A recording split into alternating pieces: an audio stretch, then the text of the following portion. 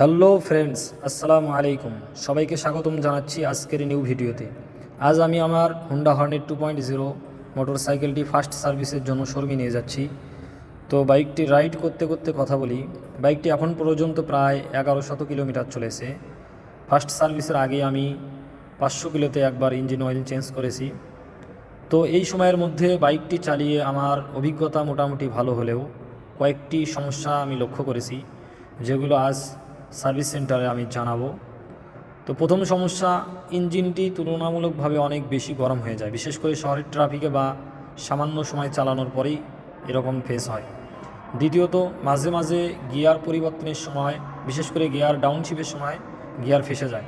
তৃতীয়ত, রাতের বেলায় হেডলাইটের আলো আমার কাছে অনেক কম মনে হয়েছে, যার কারণে দূরের রাস্তা স্পষ্টভাবে দেখা অনেক কঠিন হয়। প্রায় 3 লক্ষ টাকার বাইকে অন্তত এটা আশা করিনি। যাই হোক, এছাড়া বাইকের হ্যান্ডেলটিও সামান্য বাঁকা মনে হচ্ছে, যা চালানোর সময় অনুভব করা যায়।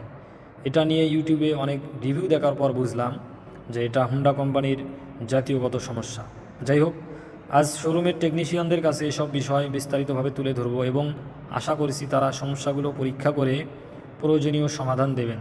সার্ভিস শেষ হওয়ার পর বাইকের পারফরমেন্সে কী পরিবর্তন আসে এবং সমস্যাগুলোর সমাধান হয় কি না, সেটাও আপনাদের সাথে নেক্সট টাইম শেয়ার করব ইনশাআল্লাহ। ভিডিওটি ভালো লাগলে লাইক, কমেন্ট ও সাবস্ক্রাইব করতে ভুলবেন না। ধন্যবাদ।